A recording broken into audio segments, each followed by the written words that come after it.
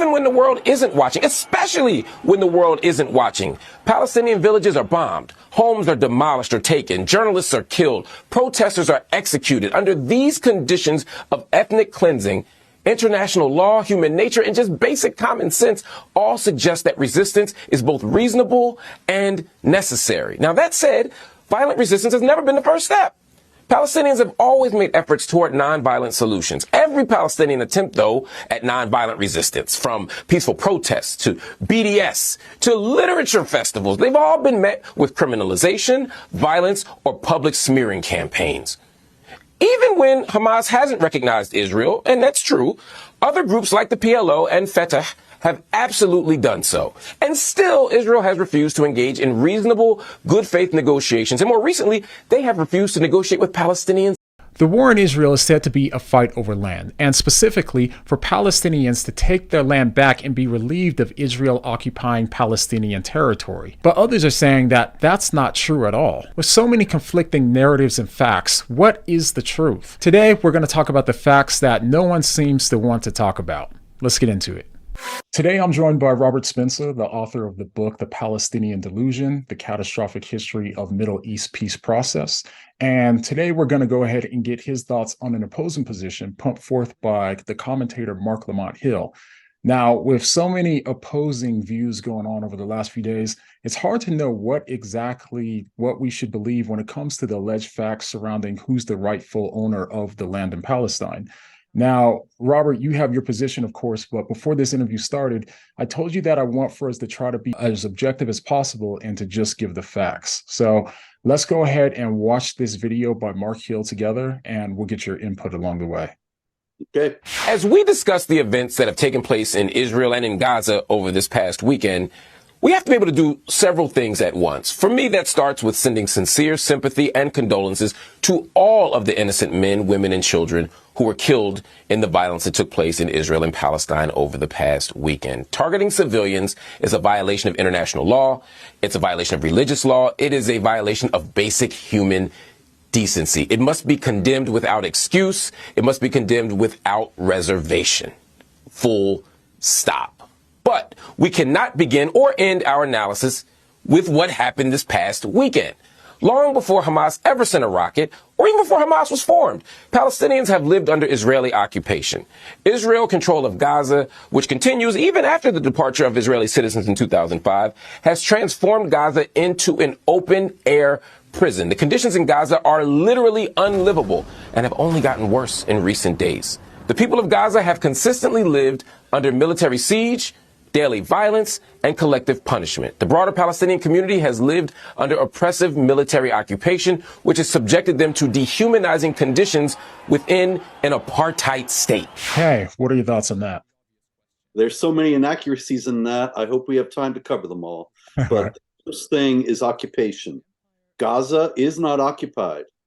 It's not occupied physically. There were Israelis there, but they all left in 2005. And the whole idea of their leaving was to bring about peace by ending any occupation. And so there has been no Israeli presence there since 2005. Now, Marc Hill says, nonetheless, even after they left, they have been oppressing the Palestinians, and it's an open-air prison. Now, why is it difficult for Palestinians to pass from Gaza into Israel? Because many of them, when they get into Israel, have started killing people. Now, unfortunately, when you don't know who's going to kill people and who isn't, you have to have checkpoints and search the people who are trying to come in. That is what the open-air prison is all about, that he's talking about. It's also interesting to note that Egypt has a border with Gaza, and Egypt just closed it. Is Egypt an apartheid state that hates Muslims? Egypt is just concerned about its national security. And Egypt knows, as well as Israel knows, that Gaza is full of jihadis. And they don't want them in Egypt any more than they want them in Israel.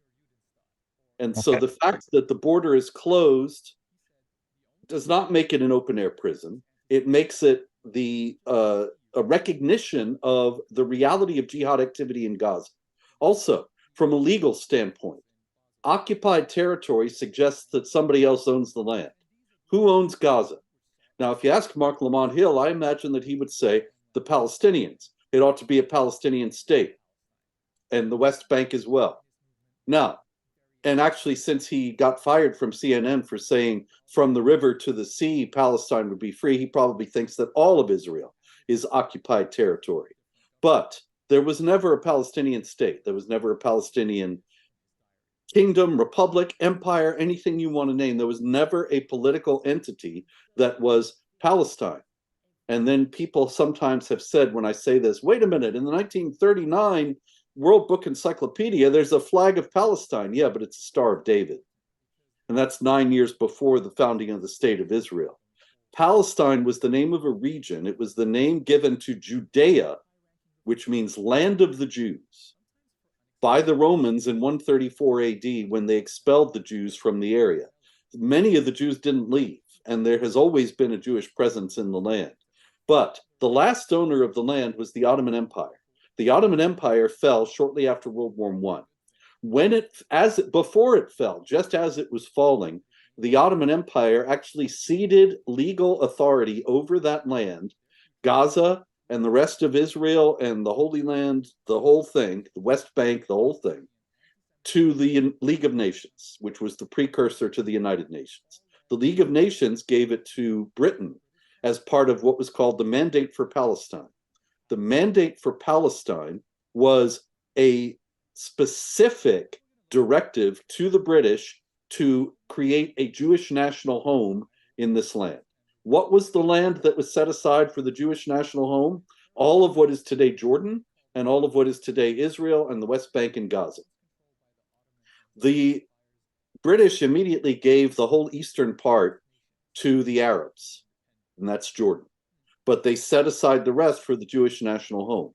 So what does that mean? Israel is the Jewish national home. The only country in the world that actually has a legal claim to the land of Gaza is Israel. Now, Egypt occupied Gaza from 1948 to 1967, and that's another interesting thing. You didn't hear a word about occupation then, and that's because this is really a religious conflict, and it's all about hating Jews and all about not wanting to recognize Jewish authority over Muslims, because the Muslims, as Hassan al-Banna, the founder of the Muslim Brotherhood, said, Islam must dominate and not be dominated. And so they didn't mind when Egypt was occupying, and nobody talked about occupied territory, even though that was an actual occupation. Nobody minded, and nobody talked about Palestinian rights. The Palestinians, as a matter of fact, are not mentioned in the history of the world until the 1960s. There were no Palestinians. When Israel declared its independence in 1948, they were the Arabs of the local area. The Palestinian nationality was created in the 1960s as a rhetorical weapon against Israel. And it's worked very well. But the fact is, the non-anger of Egypt while Gaza was under its occupation for 19 years is an indication that this is really all about Islam and the Jews. And the Egypt being Muslim, there was no problem about occupation while Egypt was in Gaza.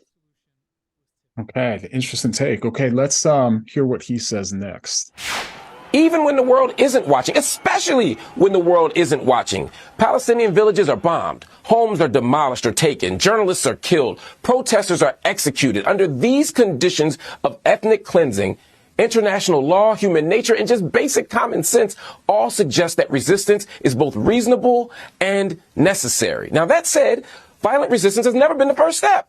Palestinians have always made efforts toward nonviolent solutions. Every Palestinian attempt, though, at nonviolent resistance, from peaceful protests to BDS to literature festivals, they've all been met with criminalization, violence, or public smearing campaigns. Even when Hamas hasn't recognized Israel, and that's true, other groups like the PLO and Fatah have absolutely done so. And still, Israel has refused to engage in reasonable, good faith negotiations. And more recently, they have refused to negotiate with Palestinians at all. This makes me wonder if Marc Lamont Hill has any knowledge of the history of the last 100 years. This is really an appalling level of twisting of the historical facts. In 1947, the United Nations offered to partition what was left of the mandate for Palestine, which was supposed to be for the Jewish national home, and create a Jewish state and an Arab state, yet another Arab state. There were already 22 Arab countries, but that was not good enough. They had to have 23. And yet they rejected that. The Jews said, "Yeah, sure, we'll take that," and they took the little bit, the sliver of the original mandate that was left, and they made Israel there. The Arabs rejected a Palestinian state in 1948. Then in 1967, the offer was made again after the Six-Day War. In the 70s, at the Camp David Accords. In the 90s, at the Oslo Accords. In the 2000s, there was an offer made by the Prime Minister of Israel for everything that the Palestinians were demanding. It was like 99% of the territorial demands they were making, plus extra for the 1%. The Prime Minister offered them compensation in other areas for the 1% that he didn't want to give. They rejected that. The idea that the Palestinians have wanted to make peace and the Israelis have rejected it is completely ahistorical. It's just the other way around. And when it comes to nonviolent initiatives, the idea that the Israelis have crushed nonviolent initiatives and are oppressing the Palestinians is likewise completely false. The fact is that when he brushes by it real quick, he says, Hamas, yes, has not recognized Israel, but Fatah has, and the others have. Fatah has never recognized Israel as a Jewish state. It's recognized the existence of the state of Israel, but left open the possibility of it being overwhelmed by Arab Muslims who would transform it into an Islamic state. Has never recognized the right of a Jewish state to exist on that land. And Hamas just wants to destroy it utterly. Fatah does too, really, if you read between the lines. So the idea of Israel being able to live with that, it seems to me to be ridiculous. It's made the completely reasonable request that if we're going to make a framework for peace that's supposed to be a two-state solution in which we coexist peacefully with one another, then you have to recognize that we have a right to exist and be here. Otherwise, it's just a hollow assurance, and ultimately you're going to use the new state the way Gaza has been used as a new jihad base to launch attacks against Israel. And that's the other thing he says, that Gaza keeps getting bombed and buildings blown up and so on. This is not some gratuitous action that happens out of the blue while the Gazans are picking daisies and singing folk songs, and then suddenly the Israelis bomb the place. This is a reaction to the fact that Gaza keeps sending rockets aimed at Israeli civilians and keeps, and the rhetoric, the hair-raising genocidal rhetoric that has been recognized in Palestinian textbooks again and again and again. Children of the youngest ages are taught to hate Jews, to want to kill Jews, to think that it's a noble thing to go on jihad and kill Jews. And then it erupts into violence, the Israelis retaliate. Marc Lamont Hill is pretending as if these retaliations are gratuitous, out of the blue, and are in response to nothing. Anybody who's been following what really happens there knows that's not true. Now, to push back a little bit, I would say that it does appear to seem that Israel is not necessarily innocent all the time as well. In the sense of this is, when I look at this situation, I realize that there's a lot of tension going on. So like when a drastic a catastrophic attack of some sort happens, then the other side will respond with another attack. And then hostility between each side continues to grow as the conflict, kind of continues to ensue. And so with that, I mean, if we kind of look at what's going on right now, so there's no doubt Hamas has committed, obviously some war crimes. But would you say that Israel's response in bombing Gaza and the marketplace and, apartment buildings and that sort of thing, if that is true, would that also be considered a war crime as well? No, it isn't, John, and I'll tell you why.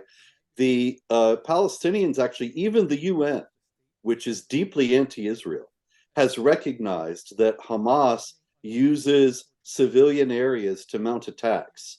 And then it's deliberately trying to exploit any retaliatory fire for propaganda purposes. So it puts the rocket launcher in a schoolyard, shoots the rockets into Israel. Then Israel zeroes in on the rocket launcher and bombs it. And then the Palestinians go to the international press and say, look, they bombed our school. Right. And the press reports it uncritically. All the time, if you look at the coverage of the establishment media, you see Israel kills 5 Palestinians. And it doesn't tell you until paragraph 32 that those guys were jihadis who were firing guns at Israeli civilians or something. And it's presented as if it were this out of the blue gratuitous attack. So it's no wonder Marc Lamont Hill would think this is what's going on in Israel. This is how it's reported. But the reporting is consistently inaccurate. The Palestinians also have a very sophisticated propaganda machine. And I've been tracking this for many years. You can find a lot of exploration of this in my book, The Palestinian Delusion. But what you find is, for example, there will be a picture of a little girl, pretty cute little girl, and some Palestinian journalist will put it up on Twitter and say, this is so-and-so who is 2 years old and was killed in an Israeli bombing last Thursday. And then all the comments are expressions of sympathy and outrage toward the Israelis. And then you find out a week later that the same picture was used in Iraq in 2018, and it's an Iraqi girl who has nothing to do with Israel or the Palestinians. And her picture was taken and misrepresented deliberately by these Palestinian journalists in order to smear Israel. There was an American girl, as a matter of fact, who was used that way a few years ago, and the mom finds pictures of her on Twitter saying she's been killed, and she was actually alive and well in Minnesota or someplace, and had no idea, but they'd gone into Facebook and found her picture at random and started using it in propaganda. Yeah, gotcha. Now, what would you say to those who consider it to be somewhat of a war crime for Israel to shut off all electricity, food, and water to Gaza? Now, granted that I would say that Israel, obviously, if they're the ones giving it to them, then they have the right to take it away in that sense. But I can't help but feel sorry for all of the Palestinians that may not be on board with what Hamas is doing in the Gaza region. So, what would you say when it comes to those? Because I'm worried that there's going to be a lot more people, a lot more casualties as this continues to go. And I believe that obviously it's Hamas's fault to some extent for bringing all these people into Gaza in the first place and then holding them as hostage as well and hiding their military behind civilians. But what can we do, or what are your kind of thoughts on that situation when it comes to how we could resolve this? Is there any way to do it in another way, perhaps? Yeah, sure. In the first place, we're not talking about a people that is innocent and oppressed by its government. I mean, obviously there's some, Right. but 75% of the people in Gaza voted for Hamas. Right. And just recently, there was a poll that showed that 75% of the Gazans still support Hamas. It was before all this started, but nonetheless, it's pretty clear that they love most of the people there. Obviously, not all, but most of the people there love what's happening. Now, should the electricity and water be cut off? I think the first thing to ask about that is, did you know, and I ask the people watching this, how many of you knew that Israel was supplying free electricity and water to Gaza while Gaza is scheming to kill Israelis? How many people would say that a country that is supplying essential needs to another group that is a mortal enemy and wants it dead, that country's the oppressor? Obviously, the Israelis have been more than generous in this, and they only started to withhold some of this when the Palestinians refused to end their pay-for-slave program. The Palestinian Authority pays money to the terrorists who are in prison and to the families of terrorists who are killed. These are people who are murderers, who killed Israeli civilians, and the Palestinian Authority pays money to them or to their families. And so Israel started withholding from tax money that it actually was giving to the Palestinians, withholding the amount they were paying to the terrorists. But the free electricity and water just kept flowing. And so now they're saying that they're going to cut it off, and everybody's all upset. And I think, how many of you knew it was even happening? And what about all this Arab solidarity with all the Arab Muslim countries supporting the Palestinians? Well, let them come in with, let the Egyptians open that southern border and come in with electricity and water. But why should Israel be supplying it when the Gazans are almost wholly dedicated to the mass murder of Israelis? Okay, and yeah, and we're getting kind of short on time here, so let's go ahead and watch the last clip, and then we'll come back to talk about that clip as well. So as we examine the recent wave of violence, we must understand that this is the context that created the awful violence that we've just seen. We must also use this context and allow it to inform our next steps. To achieve a lasting peace, we cannot give a blank check to Israelis' right-wing governments. We cannot give them license to wipe out and destroy Palestinians without a moment's notice. We cannot allow or sanction the elimination of electricity and fuel and food to the Gaza Strip, which is a violation of international law as a form of collective punishment. We cannot continue to trap Gazans in an open-air prison. We cannot undermine the conditions for fair and free elections so that Fatah and Hamas can no longer rule without a democratic mandate. We all want peace, but justice is the necessary precondition for peace. And that will only come by ending the Israeli occupation, by dismantling the apartheid state, and by creating the conditions for freedom, safety, dignity, and determination for every Muslim, every Christian, every Jew, every Israeli, every Palestinian, every single person in the region. That apartheid state business, John, is just a vicious slander. It's very common on the left for people to say that, but apartheid comes from South Africa. In South Africa, there was racial discrimination by the white minority against the black majority, and it was a system in which there were separate institutions, and the white ones were nice and the black ones were shoddy, and it was a systematized oppression, and that was apartheid. There is no apartheid in Israel. There are Israeli Arabs who are Muslims at every level of Israeli society. They have full equality of rights. The president of Bank Leumi, the largest bank in Israel, is an Arab. There are Arabs who are serving in the Knesset, the parliament of Israel. There were no black South Africans in the apartheid parliament.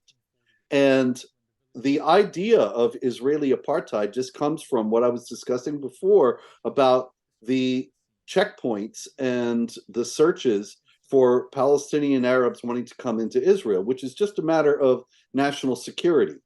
The black South Africans who were suffering under real apartheid were not saying, we're going to blow up the white South Africans, we're going to kill them all, we're going to take over the place. Certainly, actually, there were some revolutionaries, but for the most part, you're talking about peaceful, innocent people. And in Israel, you do not have that. In Israel, you have these people who have been, you look at the Middle East Media Research Institute or Palestinian Media Watch, and you see again and again in the Palestinian media, there's incitement to hatred, to violence, and to genocide. And that is the reason why there is any suffering in the Palestinian areas. If they would, as the old adage goes, if the Palestinians laid down their arms, there would be peace. If the Israelis laid down their arms, there would be genocide. All right. And last question before you go. Thank you for joining us. And where can people find more of your work and also this book that you've written on this subject? Yeah, I'm at jihadwatch.org, and we're covering the jihad against Israel and the jihad against everybody else. Been there 20 years.